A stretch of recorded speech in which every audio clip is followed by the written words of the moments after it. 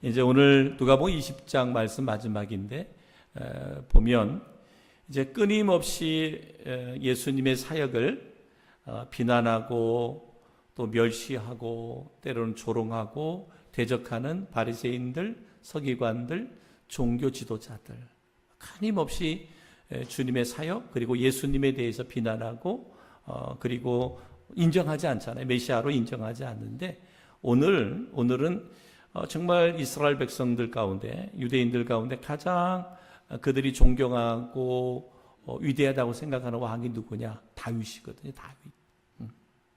다윗. 그래서 오늘 예수님께서는 다윗과 그리스도, 메시아인 예수 그리스도를 비교해서 이제 예수님께서 그들에게 말씀하십니다. 예수가 누구인지, 그리스도인 예수가 누구인지를 우리에게 말씀하고 있습니다. 당시의 율법학자들과 이스라엘 일반 백성들의 그 통념 속에는 그렇게 생각했습니다. 그리스도가 다윗의 후손이었다라고 말합니다. 그러니까 메시아, 그러니까 구약의 그 유대인들은 하나님이 약속하신 메시아가 오신다라고 믿었어요. 그리고 그 메시아는 다윗의 후손을 통해서 오신다 그랬어요. 그들이 예수를 그렇게 인정하지 않아서 그렇지 유대인들이 메시아 사상이 없었던 건 아니에요. 메시아가 올 것이다. 우리를 구원할 메시아가 반드시 올 것이다라는 믿음이 있었어요. 그 메시아가 누구를 통해서? 다윗의 후손을 통해서 올 것이다 라고 믿고 있었어요. 그래서 성경 여러 곳에서 사람들이 예수님을 다윗의 후손이라고 이렇게 말하는 사람들이 있었던 거예요.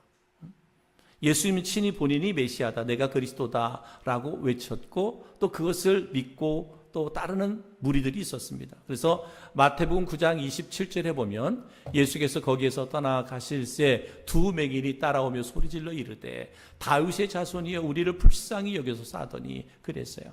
그러니까 지도자들, 바리새인들이나 서기관들이나 종교 지도자들은 예수가 메시아라고 인정하지 않았지만 그러나 예수님이 행하시는 놀라운 일들, 그의 말씀의 권위나 행하시는 기적과 이적들을 보면서 그들은 예수가 메시아다 믿었습니다. 그래서 다윗의 자손이 우리를 불쌍히 여기소서.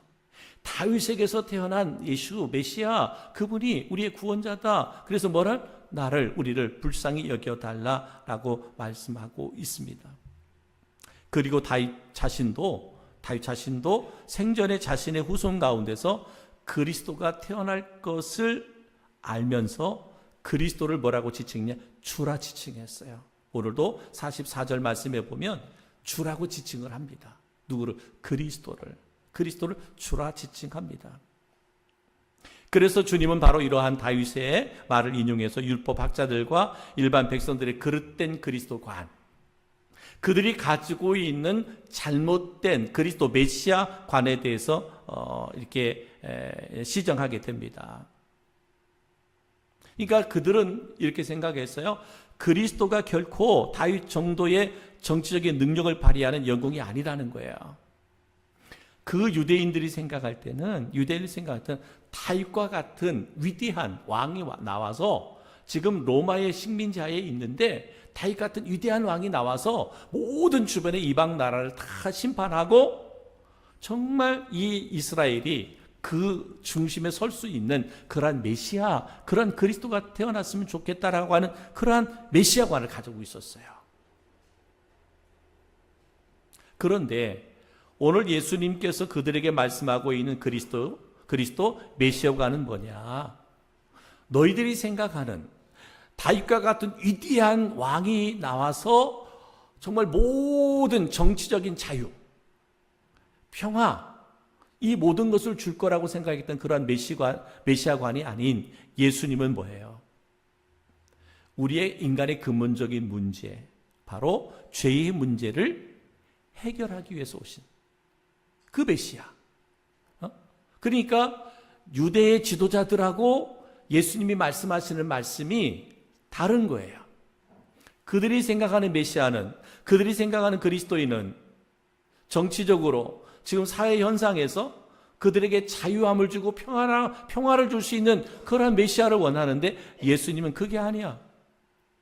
예수님은 근본적인 문제, 죄의 문제. 죄의 문제를 밝히러, 해결하러 오신 메시아에 대해서 말씀하고 있습니다. 그러니까 그리스도는 다윗 정도의 능력을 가진 분이 아니라는 거예요. 유대인들은 다윗과 같은 위대한 왕이 다윗의 후손에게서 나올 거다라고 하는 믿음을 가졌지만 예수님은 뭐예요? 내가 다윗과 정도의 능력을 가진 그리스도가 아니다. 메시아가 아니다라는 거죠. 나는 신적인 존재라는 거잖아요. 무한한 능력을 가졌다. 다윗은 이것을 성령의 감동을 통하여 알았고 그것을 기록해 놓았습니다. 다윗은 알았어요. 다윗은 내 후손에게서 메시아가 태어나겠지만 그 메시아는 인간들이 생각하는 위대한 나 같은, 정말 다윗이 스스로 생각할 때 나같이 위대한 왕이 아닌 그런 우리의 모든 죄의 문제를, 근본적인 인간의 모든 문제를 해결할 수 있는 그러한 구원자다, 메시아다라고 하는 것을 알고 있었습니다. 그래서 그는 성경에 그렇게 기록하고 있어요. 그래서 시편 110편에 보면 다윗은 거기에서 예수 그리스도를 주라 그렇게 인정하고 고백하는 그런 모습을 볼 수가 있습니다. 그러면 다윗의 후손이신 그리스도에 대해서 말씀하고 있는데, 예수님의 지금의 말씀은 나는 너희들이 생각하는 그리스도, 너희들이 생각하는 메시아가 아니야 라고 말할 때, 그러면 예수님은 다윗의 후손을 부인하는 것이냐? 그건 아닙니다. 바로 이스라엘 역사를 보면 그리스도는 다윗의 후손에서 나와야 했습니다. 그것이 뭐냐? 그것이 하나님의 약속이에요. 메시아이신 예수가 태어나는 것이 누구? 다윗의 후손에게서 태어나야 됐다. 이것이 하나님의 약속이었어요. 사무엘하 7장 12절부터 16절에 보면 내 수완이 차서 내 조상들과 함께 누울 때에 내가 내 몸에서 내 씨를 내 뒤에 세워 그의 나라를 견고하게 하리라. 나는 그에게 아버지가 되고 그는 내게 아들이 되리니 그가 만일 죄를 범하면 내가 사랑의 매와 인생의 채찍으로 징계하려니와 내가 내 앞에서 물러나게 한 사울에게 내 은총을 빼앗은 것처럼 그에게서 빼앗지는 아니하리라. 내 집과 내 나라가 내 앞에서 영원히 보존되고 내 왕위가 영원히 견고하리라 하셨다 하라. 이렇게 말씀하고 있어요. 이 말씀이 뭐냐면 다윗의 후손에게서 메시아인 그리스도가 태어날 것이다 라고 하는 것을 예언으로 주신 말씀이에요. 또 이사야 11장 1절 5절 말씀에도 그랬습니다. 이새의 줄기에서 한 싹이 나며 그 뿌리에서 한 가지가 나서 결실할 것이요 그의 위에 여호와의 영 곧 지혜와 총명의 영이요 모략과 재능의 영이요 지식과 여호와를 경외하는 영이 강림하시리니 그가 여호와를 경외함으로 즐거움을 삼을 것이며 그의 눈에 보이는 대로 심판하지 아니하며 그의 귀에 들리는 대로 판단하지 아니하며 공의로 가난한 자를 심판하며 정직으로 세상에 겸손한 자를 판단할 것이며 그의 입의 막대기로 세상을 치며 그의 입술의 기운으로 악인을 죽일 것이며 공의로 그의 허리띠를 삼으며 성실로 그의 몸에 띠를 삼으리라. 이렇게 말씀했어요. 이 말씀 또한 동일합니다. 메시아가 다윗의 후손에게서 태어날 것을 하나님이 이미 약속하셨어요. 그리고 그 약속대로 예수 그리스도, 메시아인 예수 그리스도가 다윗의 후손에게서 태어났다. 여러분, 그리스도는 다윗의 왕정을 복구한 왕이었습니다. 그리스도 다윗의 왕정. 그러니까 이스라엘 백성들이 가장 그들이 위대하고 존경하는 왕은 누구예요? 다윗이었어요. 다윗. 이것은 이스라엘뿐만 아니잖아요. 오늘날 우리들이 신앙생활을 하고 있는 그리스도인들도 이 다윗 왕의 믿음과 신앙과 그의 삶을 우리는 끊임없이 본받고자 하는 거예요. 저도 이게 설교하는 것을 이렇게 분석해 보면 설교 가운데 다윗이라고 하는 인물의 삶에 대해서 전하지 않을 때가 없는 것 같아요. 거의 빠지지 않고 다윗의 삶에 대해서 전할 때가 많아. 왜? 다윗의 삶이 곧 그리스도의 삶과 연결되기 때문에 그렇습니다. 여러분 이스라엘 역사를 통해 보면 이스라엘 다윗 왕정을 전후해서 이 순환과 모멸의 길을 열었어요. 다윗의 왕정이 세워지기 전에는 애굽, 암몬, 모압, 블레셋, 미디안 등에 의해서 끊이지 않는 숱한 박해와 공격을 받았습니다.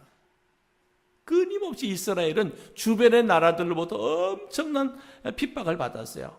엄청난 환난을 겪었습니다. 왕정이 세워진 이후에는 아수르, 바벨론, 바사, 헬라, 로마 등에 의해서 억압과 착취를 당했잖아요. 단 다윗 왕정 시대만큼은 이웃 나라의 공격을 받지 않았어요. 다윗 왕을 전후로 해서는 다 주변 나라들로 인해서 엄청난 환난과 고난이 있었어요. 그런데 다윗이 왕으로 통치하는 그때만 주변의 나라들로부터 침략을 받지 않고 도리어 주변의 이방 나라를 다 점령하고 도리어 그리스도인이 그들을 이렇게 조공을 바치는 그러한 그 때를 이루었던 것이 다윗의 왕정 시대라 이 말입니다. 그리고 그의 나라를 평화스럽게 하고 의롭게 다스렸어요. 다윗의 왕정. 그래서 이스라엘 백성들은 끊임없이 하나님의 나라가 그렇게 되어지기를 원하는 거예요. 그러니까 메시아가 나온다면, 이스라엘을 구원할 메시아가 나온다면 지금 다윗 왕이 왕정 시대를 이루었던 그때로 돌아가기를 원하는 거예요. 그러니까 메시아를 그들이 기다릴 때에도 이러한 메시아를 원했던 거예요. 그러니 예수는 뭐예요? 다윗의 후손이긴 하지만 뭐 어땠어요? 너무나 초라하잖아요. 너무나 보잘것없잖아요. 그러니 그가 메시아라고 얘기하니까 그들이 그를 유대인들이 인정할 수가 없는 거예요. 인정할 수가 없어. 다윗과 똑같이 세속적인 의미가 아닌 그 선에서 그리스도의 나라는 다윗의 나라와 같다는 거예요. 다윗의 나라가 그때 당시를 통치했던 것처럼 하나님 그리스도의 나라는 사탄의 박해에 책동해서 위협받지 않는 강한 나라고 번창하는 나라며 공의와 화평으로 다스려지는 나라. 예수 그리스도가 통치하는 하나님의 나라는 이스라엘 백성들이 그들이 믿어왔고 그렇게 해왔던 다윗의 통치와 동일하다는 거예요. 메시아이신 예수 그리스도가 통치하는 나라. 어떤 사단의 괴계 가운데서도 요동하지 않고 강한 나라, 번창하는 나라, 공의와 화평으로 다스려지는 나라라고 하는 것입니다. 그래서 오늘 분명히 말씀하는 것은 예수 그리스도는 다윗의 후손에서 나온다라고 말씀하고 있습니다. 그리고 다윗의 주이신 그리스도. 여러분 역사적 흐름으로 보면 그 상징성에 있어서 그리스도는 다윗의 후손입니다. 그렇죠? 다윗의 후손일 수밖에 없어요. 예수님은 다윗보다 후대에 태어난 사람이기 때문에 그리스도는 다윗의 후손입니다. 그러나 본질로 들어가 보면 그리스도는 하나님과 같은 분이잖아요. 하나님이시잖아요. 하나님과 본체시고 동등하신 분입니다. 빌립보서 2장 6절에 보면 그는 근본 하나님의 본체시나 하나님과 동등됨을 취할 것으로 여기지 아니하시고. 그렇죠? 하나님과 본체, 하나님과 똑같다는 거예요. 하나님과 동등됨을 취할 것으로 여기지 않고 육신의 몸을 입고 이 땅에 오신 거예요. 그러니까 그리스도는 다윗의 후손인 것은 맞지만 그러나 본질로 들어가면 그리스도는 누구다? 하나님이다. 하나님께서 천지 창조를 하시기 전에 벌써 그리스도는 하나님과 함께 계셨다라고 말씀하고 있습니다. 요한일서 1장 1, 2절 말씀에 보면 태초부터 있는 생명의 말씀에 관하여는 우리가 들은 바요 눈으로 본 바요 자세히 보고 우리의 손으로 만진 바라 이 생명이 나타나신 바 된지라 이 영원한 생명을 우리가 보았고 증언하여 너에게 전하노니 이는 아버지와 함께 계시다가 우리에게 나타나신 바 된 이시니라 라고 말합니다. 천지 창조 시에 하나님과 함께 사역했어요. 누가? 메시아신 예수 그리스도가. 요한복음 1장 3절에 보면 이렇게 말합니다. 만물이 그로 말미암아 지은 바 되었으니 지은 것이 하나도 그가 없이는 된 것이 없느니라. 그러니까 예수님은 하나님과 동일하게 태초에 모든 만물을 창조하는 그때부터 주님은 하나님과 함께 하셨다라고 말합니다. 그렇기 때문에 그리스도는 다윗의 주인이십니다. 경배의 대상이죠. 다윗이. 그래서 다윗은 그리스도를 뭐라고? 주라 칭하셨어요. 그리스도는 하나님이다. 이렇게 칭한 거예요. 바로 다윗이 이방 나라를 굴복시켰다면 그리스도는 하늘에 있는 자들과 땅에 있는 자들과 땅 아래에 있는 자들로 모든 무릎을 예수의 이름에 꿇게 하시는 분이다 라고 말씀하고 있습니다. 그래서 빌립보서 2장 10절에 보면 하늘에 있는 자들과 땅에 있는 자들과 땅 아래에 있는 자들로 모든 무릎을 예수의 이름에 꿇게 하시고 그랬어요. 다윗의 시대는 그 주변의 모든 이방의 나라가 다 다윗 앞에 엎드리고 무릎을 꿇게 했는데 이제는 영원한 하나님 다윗의 주가 되시는 그리스도는 여기 말씀입니다. 하늘에 있는 자들과 땅에 있는 자들과 땅 아래에 있는 자들로 모든 무릎을 예수 이름에 꿇게 했다. 하늘과 땅의 모든 피조물들이 다 그리스도 앞에 무릎을 꿇게 했다라는 거죠. 그러니까 뭐예요? 예수 그리스도는 다윗의 주가 되신다. 다윗이 그렇게 고백했어요. 예수 그리스도는 우리의 구원자, 우리의 삶의 주가 되신다라고 말씀하고 있습니다. 이 모든 것들을 예수님은 공생애를 통해서 그렇게 말씀하셨습니다. 놀랍게도 다윗은 이러한 그리스도를 그의 생전에 알았다는 거예요. 그 위대한 왕으로 모든 나라를 통치하고 다스린 그때에도 그리스도가 나의 주되심을 알았다라고 하는 거예요. 그러니까 선지자들, 수없이 많은 선지자들 있잖아요. 구약에 보면 선지자들이 있습니다. 그들도 메시아에 대해서 예언을 했거든요. 그렇지만 그들은 그냥 메시아에 대해서 그냥 그림자 정도로만 알았어요. 그림자 정도로만 그리스도를 알았는데 다윗은 정확하게 예수가 그리스도다, 예수가 메시아다 라고 하는 것을 알았다라고 말하고 있습니다. 그래서 다윗은 그리스도의 본질 그리고 그의 직임 등을 안 것은 그럼 언제 했느냐? 다윗이 이렇게 예수 그리스도의 본질 그리고 그의 직임이 뭐냐, 그의 사명이 뭔가를 언제 알았느냐면 밧세바와의 간음 사건 이후에 알았어요. 그가 밧세바와의 간음 사건 때 나단 선지자를 통해 그 죄를 지적받잖아요. 그럴 때 그가 하나님 앞에 그저 회개하잖아요. 철저하게 회개합니다. 그러니까 이 사건을 통해서 다윗은 그리스도를 체험적으로 경험했어요. 그리스도가 누구인가? 그래서 바울은 다윗의 이러한 경험을 이렇게 해석했어요. 다윗은 자신의 경험을 통해 믿음으로 의롭다함을 받는 복음의 핵심을 체험적으로 알게 되었다. 다윗이 믿음으로 의롭다함, 이것을 누가? 다윗이 알았다는 거예요. 뭐 할 때? 그가 밧세바의 사건으로 통해서 죄가 드러나고 죄를 회개할 때 그때 믿음으로 의롭게 되는구나. 누구를? 예수 그리스도를 믿음으로만 우리가 의롭게 된다는 사실을 이 사건을 통해서 알았다는 거예요. 다윗이. 그래서 다윗이 위대한 거예요. 위대한 거예요. 얼마든지 그의 그 당시의 다윗의 고난으로 보면, 힘과 능력으로 보면 나단 선지자가 그러한 죄를 지적했을 때 어때요? 그 죄를 없이 묻어버릴 수도 있어요. 그럼에도 불구하고 다윗은 그렇지 않잖아요. 회개하잖아요. 왜 회개해요? 바로 오직 믿음으로 의롭게 된다는 이 사실, 오직 예수 그리스도만이 우리의 구원자가 되신다, 그를 믿음으로만 우리가 구원받을 수 있다는 사실을 다윗은 알고 있었어요. 믿었어요. 그래서 그리스도를 뭐라고 칭했다? 주라고 칭한 거예요. 그리스도는 나의 주인이시다 라고 칭한 겁니다. 사랑하는 성도 여러분, 때로는 우리가 이 땅에 살아가다 보면 우리도 죄 가운데 빠질 때가 있어요. 죄와 타협할 때도 있고요, 죄 가운데 방황할 때도 있습니다. 그러나 우리가 다윗처럼 영적으로 깨어 있다면 도리어 그것은 내게는 은혜의 시간이 된단 말이에요. 은혜.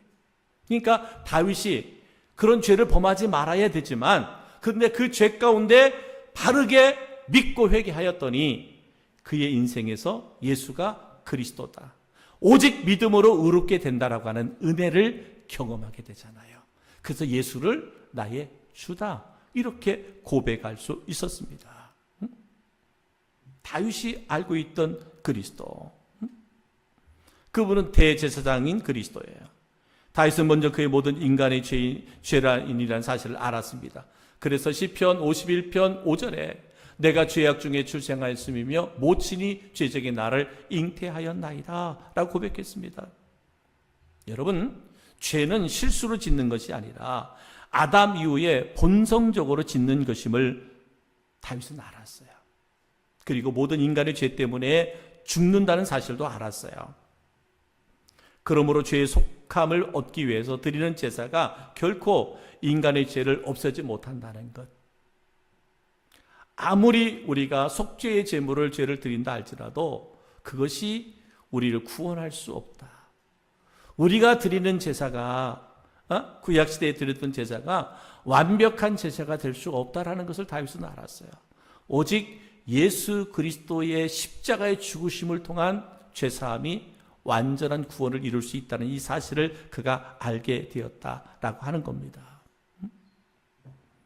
그래서 시편 46편 6절에 보면 주께서 나의 귀를 통하여 들리시기를 제사와 예물을 기뻐 아니하시며 번제와 속죄를 요구치 아니하신다 하신지라 그랬어요. 너희들 나름대로는 완벽하게 제사를 드리고 예물을 드린다 할 수 있을런지 모르지만 그러나 그것이 완전할 수 없다라는 거예요. 오직 예수 그리스도 그 이름을 통해서, 그 믿음을 통해서만 우리는 온전한 그리스도인이요 온전한 예배가 드려질 수 있다라는 거예요. 우리의 어떤 행위들로 인해서 하나님을 감동시킬 수 있는 것은 없다라는 거죠. 오직 우리가 하나님께 영광 올려드릴 수 있는 것, 하나님의 이름을 높여드리고 감동시킬 수 있는 것은 예수 그리스도의 이름밖에는 없습니다. 예수 그리스도, 예수밖에는 없습니다. 그래서 시편 40편 7절에도 그때 내가 말하기를 내가 왔나이다, 나를 가리켜 기록한 것이 두루마리 책에 있나이다 라고 말합니다. 그래서 이 말씀 속에 보면 다윗과 그리스도는 뗄래야 뗄 수 없는 그런 관계. 그래서 다윗은 그리스도의 나라를 예표하는 상징적인 나라를 건립했다면 그리스도에 관해 너무나 잘 알고 있었다라고 말할 수 있습니다. 그렇기 때문에 우리가 그리스도를 알기 위해서는 누구를? 다윗에 대해서 더 많이 우리는 공부해야 돼. 다윗을 알면 우리는 그리스도를 바로 알 수 있어요. 다윗의 믿음의 고백을 통해서 우리는 예수 그리스도가 누구인지를 알고 고백할 수 있게 된다 이 말입니다. 그래서 오늘 예수님께서 다윗과 그리스도의 관계를 지금 설명하고 있는 거예요. 서두에 말씀드린 것처럼 바리새인들이나 서기관들이나 종교 지도자들은 예수를 인정하지 않으려, 예수가 메시아다 말할 때 그들은 인정하지 않았고, 도리어 예수를 십자가에 못 박은 것은 신성 모독이었잖아요. 예수가 누구라 그랬어요? 내가 하나님이다. 나에게는 죄를 사할 권세가 있다라고 말할 때 죄사함은 누구만 할 수 있어요? 하나님 하실 수 있잖아요. 그러니까 예수가 내가 너희의 죄를 사할 수 있는 권세가 있다라고 말할 때 이것은 바리새인들 입장에서 보면, 종교 지도자들, 율법주의자들의 입장에서 보면 신성 모독이에요. 그렇기 때문에 예수를 신성 모독으로 죽인 거예요. 근데 분명하게 말한, 너희가 그렇게 존경하고 그러한 나라가, 다윗의 통치가, 다윗의 나라가 임하기를 기대하고 소망하는 너희들, 그래서 그 메시아를 기다리고 있는 너희들, 그런데 그 다윗이 나를 뭐로? 주로 하나님으로 고백했다. 다윗은 내가 우리의 모든 죄를 대속할 수 있는 대속의 주인인 것을 다윗은 알았다. 그러기에 나를 주로 고백했다라는 거예요. 이것을 지금 설명하고 있는 거예요. 이걸 설명하고 있어요. 사랑하는 성도 여러분, 그렇습니다. 오늘 우리들이 신앙생활, 그리스도인으로 살아갈 때 여러분 우리를 구원하는 것은 우리 행위가 우리를 구원할 수 있는 게 아니에요. 오직 예수 그리스도를 믿음으로만 구원받을 수 있는 거예요. 그러니까 우리의 모든 행위가 예수의 이름으로 행해지지 않는 모든 것들은 의미가 없습니다. 내가 아무리 열정적으로 헌신하는 것 같고 충성하는 것 같아도 예수 그리스도의 이름이 없다면, 예수 그리스도의 은혜가 내게 임하지 않는다면 그것은 우리는 종교인의 삶을 사는 것에 불과합니다. 예수 이름의 권세, 그것은 우리를 죄와 사망으로부터 구원해내는 권세뿐만 아니라 이 땅에서 그리스도로 살아갈 수 있는 삶의 능력 또한 권세가 어디에서 오느냐? 예수 그리스도를 통해 오시는 거예요. 그러면서 주님께서 어떻게 하셨어요? 이제는 그 주님의 능력과 주님의 권세를 누구에게? 보혜사 성령님에게, 보혜사 성령에게 맡기고 주님은 지금 어디에? 승천하셨잖아요. 지금은 그래서 성령의 시대잖아요. 성령이 나를 지배하고 성령이 나를 통치하는 거예요. 그래서 우리 그리스도인들이 참된 그리스도인으로 살아가기 위해서는 뭐예요? 늘 성령으로 깨어 있어야 돼요. 성령으로 충만해 있어야만 우리가 하나님의 자녀로, 그리스도인으로 이 땅에서 진정한 삶을 우리가 살아갈 수 있게 된다는 거예요. 성령을 통하지 않으면 어떤 역사도 일어나지 않아요. 근데 성령이 일하시면, 성령이 역사하시면 불가능이 없죠. 능치 못할 일이 없는 거예요.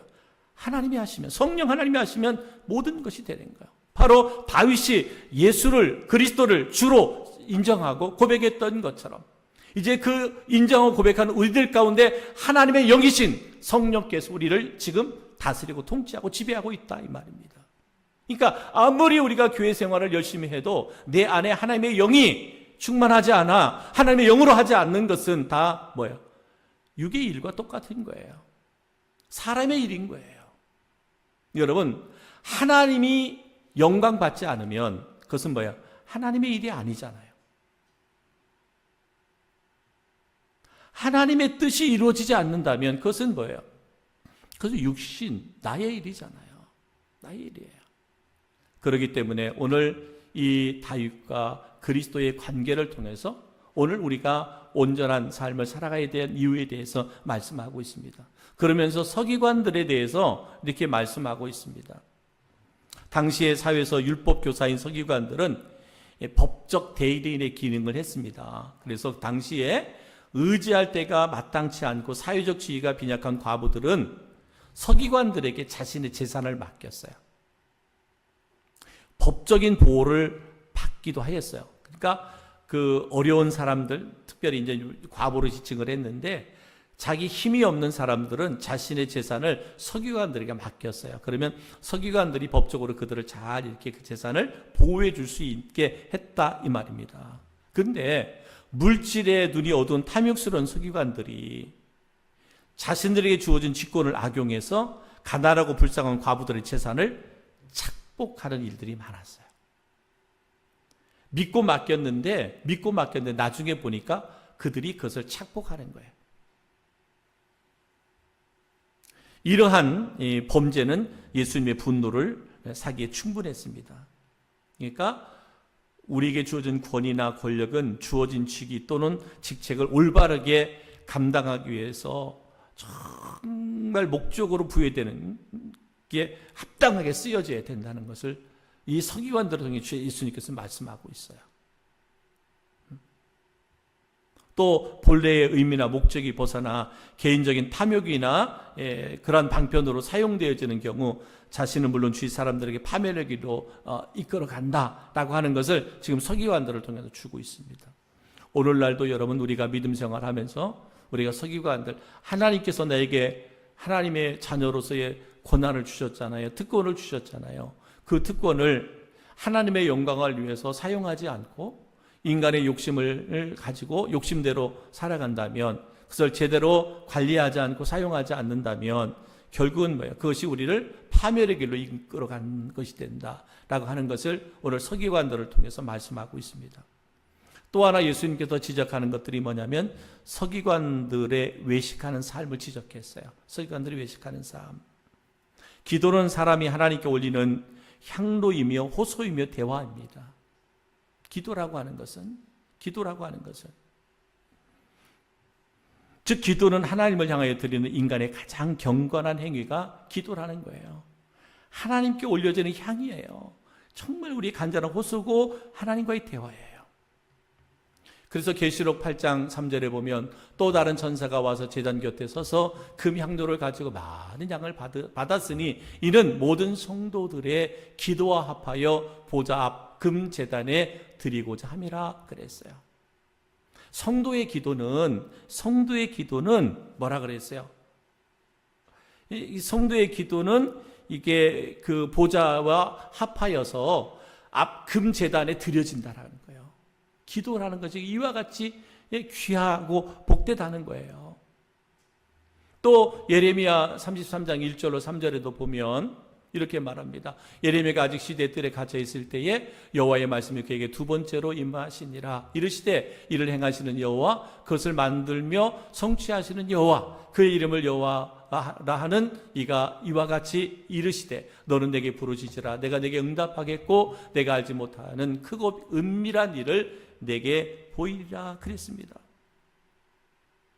기도는 우리의 향로가 돼서 하나님께 연락된다라는 거예요. 또한 기도는 뭐라 그랬어요? 하나님에 대한 호소라는 거, 부르짖으라 호소라는 거예요. 그리고 그것은 기도는 하나님과의 영적 대화라는 거예요. 그만큼 기도가 소중하다는 거예요. 그런데 뭐예요? 서기관들의 기도는 이와 달랐다는 거잖아요. 바리새인들의 기도는 이와 달랐다는 겁니다. 겉으로는 하나님께 드리는 모습을 보이고 있으나 실상은 사람들에게 기도했다는 거예요. 외식죠. 사람들에게 보여주기 위해서 기도했다는 거죠. 그래서 우리의 신앙생활의 암초는 이와 같은 거. 외식은 암초와도 같다. 외식은 가증스러운 것이고 하나님 앞에 엄연한 범죄 행위다. 왜? 하나님을 기만하는 거잖아요. 하나님을 속이는 것과 같은 거예요. 하나님이 속아 넘어가지는 않지만 우리가 하나님을 속이는 거예요. 하나님 앞에 바르고 진실된 삶을 고백하는 것이 우리의 기도인데 그것이 아니라 사람에게 보여주기 위하여 내가 기도한다는 것을 자랑하기 위해서 하는 것은 외식이라는 거죠. 외식은 곧 뭐예요? 하나님 앞에 그래서 범죄 행위와도 같은 것이다 라고 말씀하고 있습니다. 사랑하는 성도 여러분, 하나님과 사람 앞에서 늘 정직한 삶을 살아갈 수 있는 우리 성도들이 되기를 주님의 이름으로 축복합니다. 예수 믿는 그리스도인들은 그저 교회에서뿐만 아니라 가정에서뿐만 아니라 직장과 사업장 일터에서 누구를 만날지라도 무슨 일을 할지라도 예수 믿는 그리스도는 바르고 정직해야 됩니다. 그게 그리스도인의 삶이죠. 겉으로 보여주기 위한 외식적인 신앙에서 벗어나 진실되고 참된 믿음과 신앙의 삶을 살아가는 우리 성도들 되기를 주님의 이름으로 축복합니다. 이것이 오늘날 이 시대를 살아가고 있는 그리스도인들, 성도들에게 요구하는 하나님의 말씀이에요. 그래서 오늘 다윗과 그리스도의 관계, 그리고 서기관들을 통해서 우리가 어떠한 삶을 살아야 하는지에 대해서 도전했습니다. 하나님의 말씀이 도전으로 끝나지 말고 우리의 영혼과 삶을 새롭게 변화시키는 그런 은혜와 축복이 오늘 이 밤에도 우리 모두에게 있어지기를 우리 주님의 이름으로 축복합니다. 우리 조용히